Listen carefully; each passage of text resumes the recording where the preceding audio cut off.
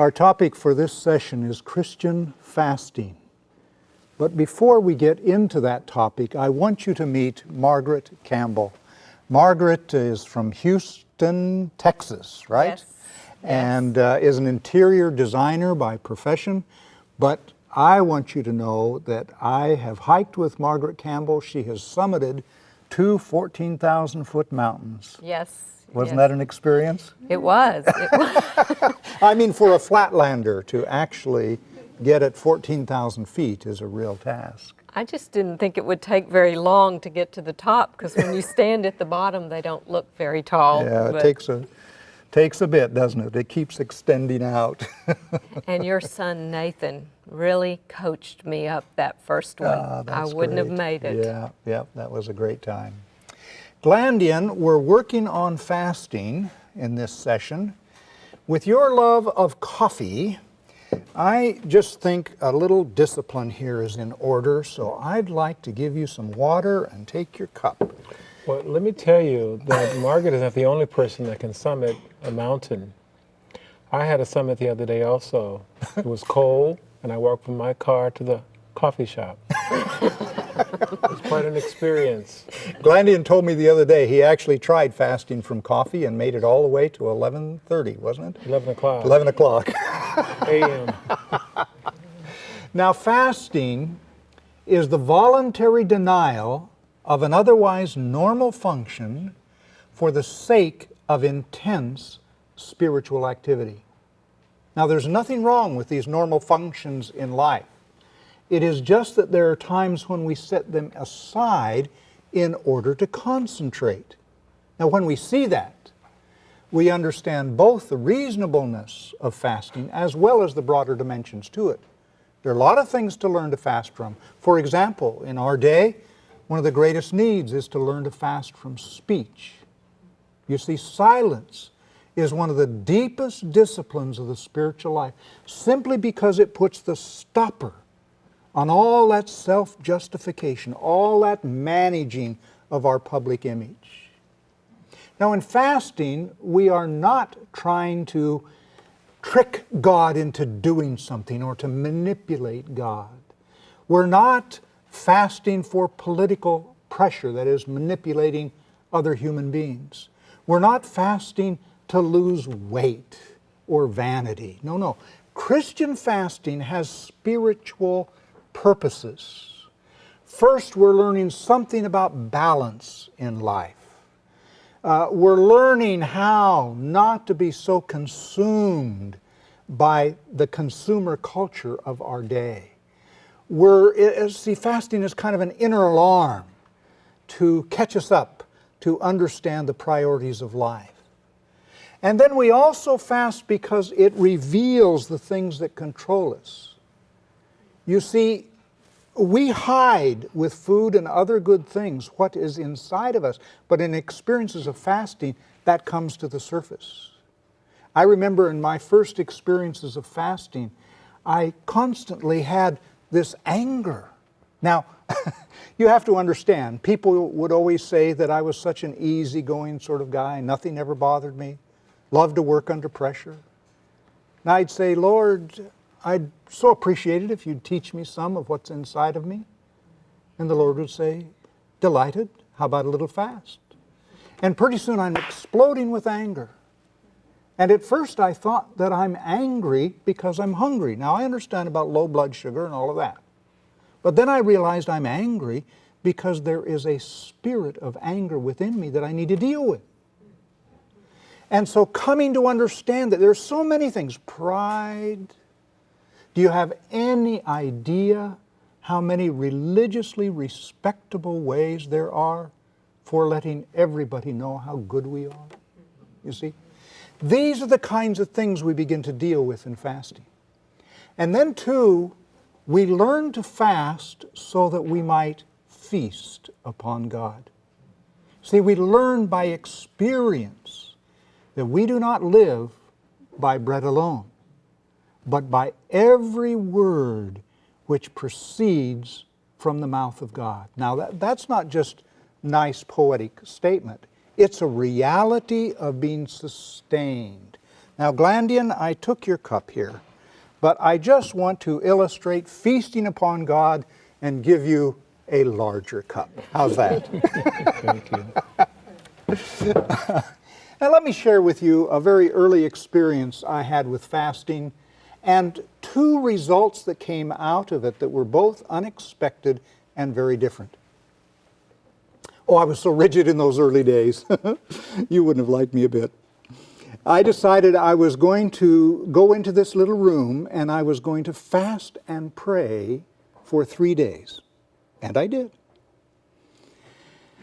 Now, I went into that little experience primarily to pray for two people in our little fellowship. Now, these were physical matters. I don't know how you feel about those things, but that's just the way it was in my case. The first was an older woman in our fellowship that was terribly crippled up with arthritis, and I wanted to pray that she'd be well. And the other was a young man that I was meeting with in a hospital who was dying of cancer, and I wanted to pray that he would be well. Well, God did many wonderful things in that 3-day experience. However, the woman crippled with arthritis continued to be crippled with arthritis, okay? Until some years later, God's friends, the doctors, came up with a new kind of operation that gave her some substantial relief, and I'm delighted. The young man dying of cancer died. Now, he came into saving faith before he died. I'm glad for that. But you understand, I wanted them to be well. By that time, I had learned that it is helpful to listen. And so I said, Lord, I don't know about these things very much, but I'll do my best to be in a kind of listening mode. And if you have anything that you want to teach me, I'll try to learn it. The next night, I was at the home of a very dear friend of all of ours, Dallas Willard and his wife Jane and their children.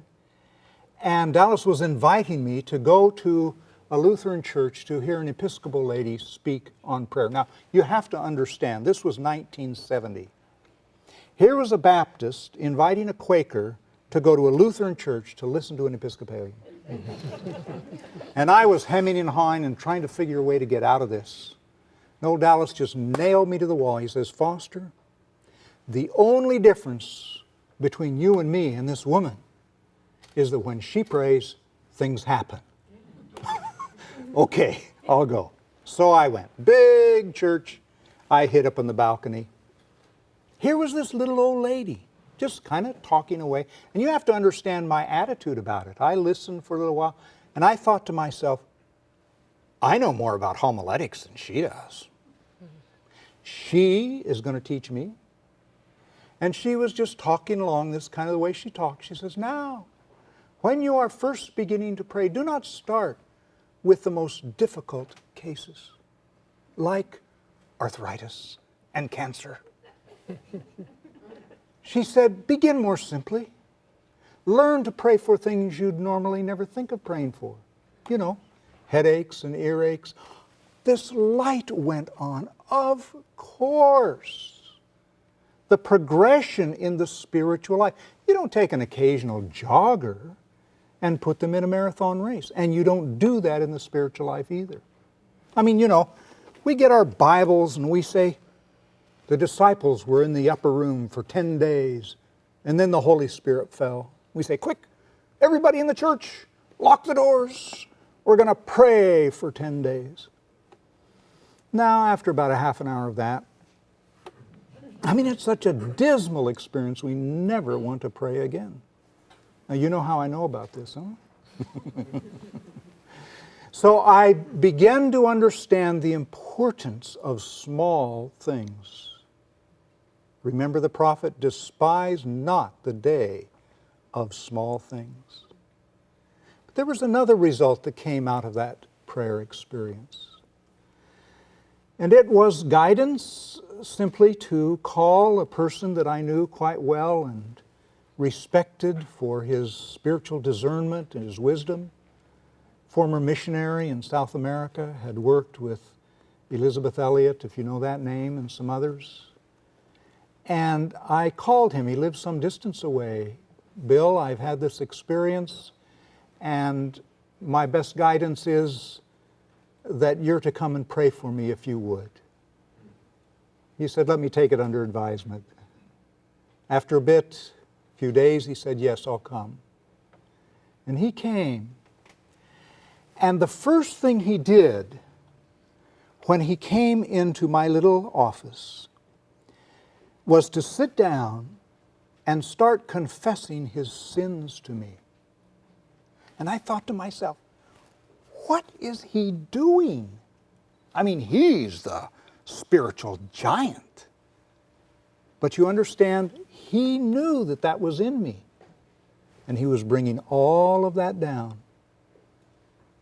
And then he said, now, do you still want me to pray for you? You see what he'd done? He'd cleared the air so that this could be life and not manipulation. And I said yes. And he prayed for me one of the deepest prayers I have ever experienced. I still remember it today, about 32 years later. There are many things in the prayer, but the one that I want to just mention to you, and you have to understand, I was a young pastor trying to conquer the whole world, you know, and I wanted desperately to write, but I'd never told anybody. That was a sort of secret feeling of mine. And when he laid his hands upon me and prayed for me, and I still remember the words, I can even feel the tone, I pray for the hands of a writer. That's what he said. And the life, it freed me up, you see, to write. Now, isn't that something? How God is at work through all of the kinds of experiences. This isn't what I anticipated. This isn't what I was looking at. I was praying for some people who were ill. But God comes and teaches us, you see, so that we learn in experiences of fasting. Now, Margaret, you've had some experiences along these lines. Why don't you share a little? Yes, I have. You know, you're encouraging us to lean into these spiritual practices. And when we do, sometimes we fail. Yep. I've learned as much about the discipline of fasting through my failures as my successes. Yeah. Let me give you an example, Yeah. if I can. I was praying for a particular event over an extended period of time. I was undergoing a partial fast. I went to dinner with friends and everyone was encouraging me to have dessert with them. Finally, I said, no, I'm fasting. And immediately the fast was broken.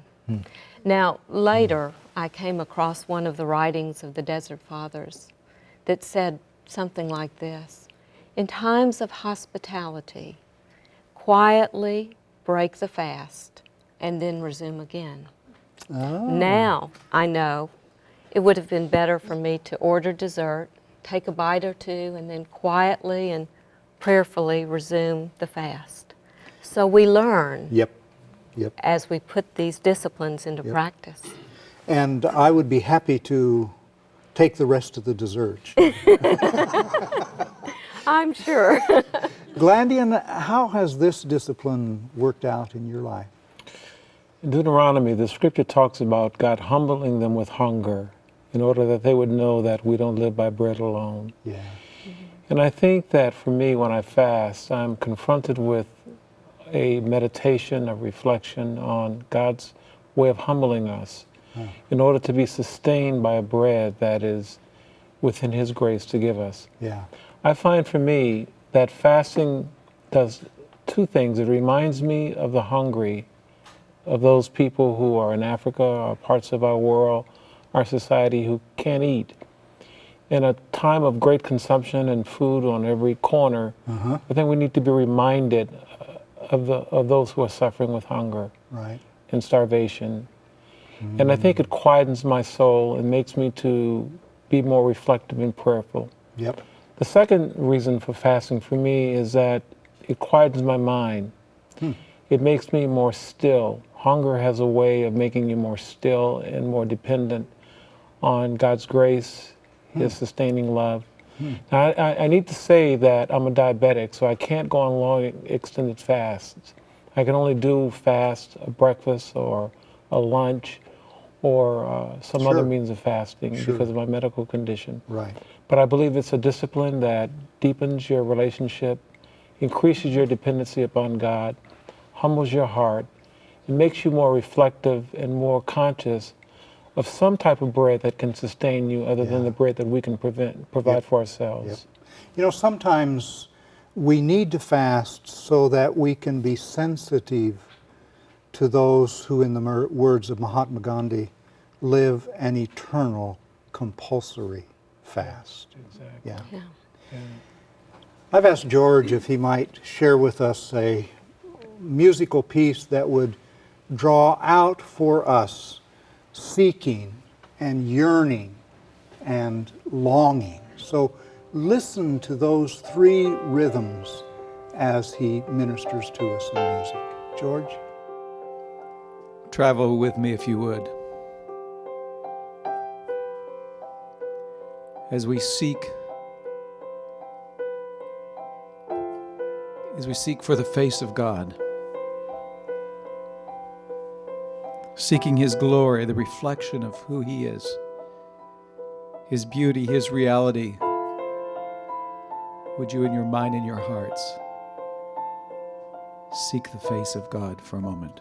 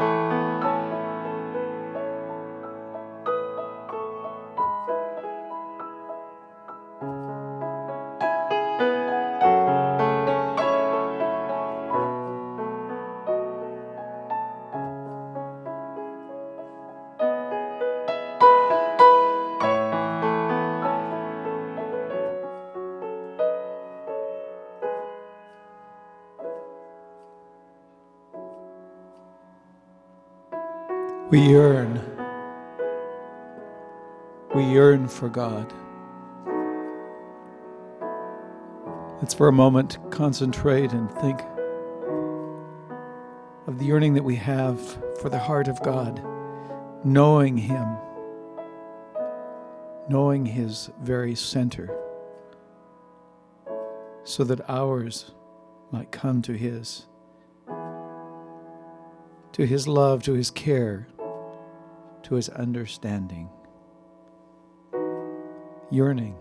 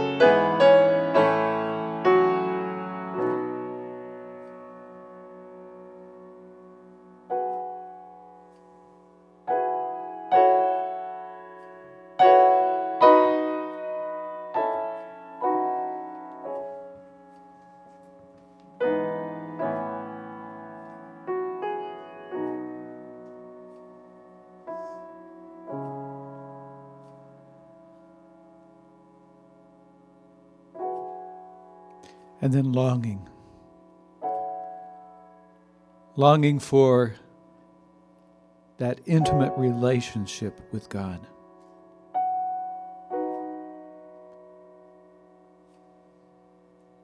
Being in His presence, knowing His communication with us. All is open and free so that we might know Him.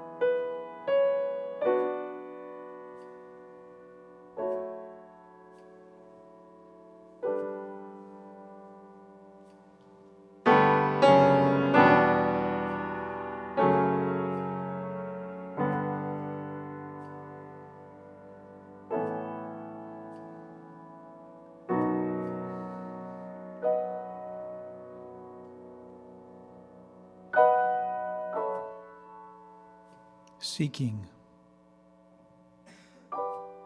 yearning, longing,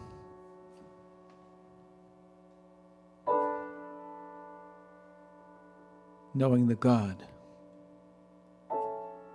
the Creator of all, the lover of our souls.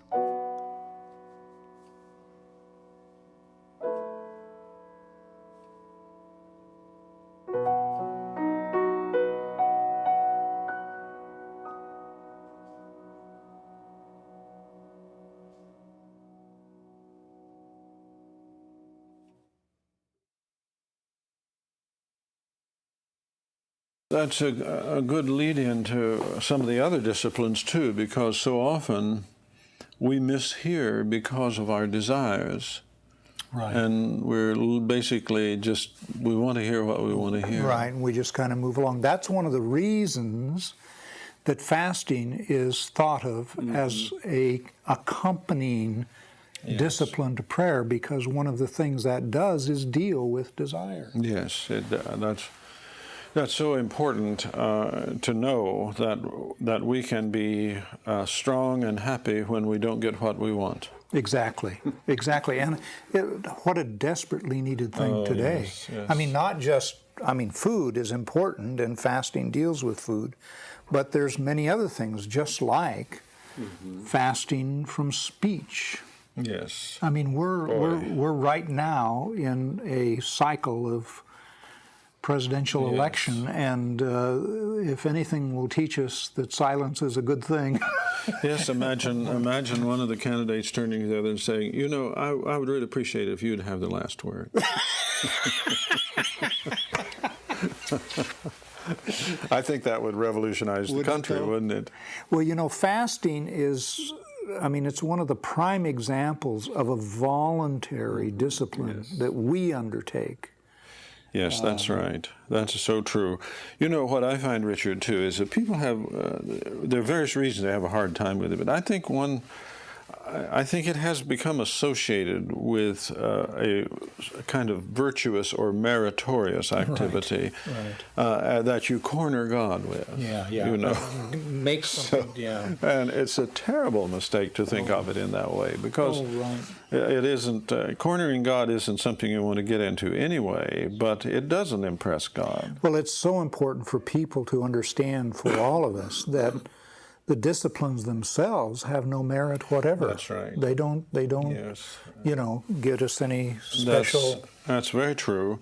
And reverting to our discussion about grace, you see, we have to have grace in here to teach us that effort doesn't earn Us anything. again. Right. It places us. Right. I think that's the beautiful thing in experiences of fasting, is that we learn to place ourselves before God. So we learn, as I've heard you often say, to feast on God rather than, we learn by experience that we don't live by bread alone. That's right. And this is something scary to some people, I think, Yeah, it is. because what it amounts to is you wind up saying, look, God is actually substance to your body, and the Word of God is a substance. Yeah, right.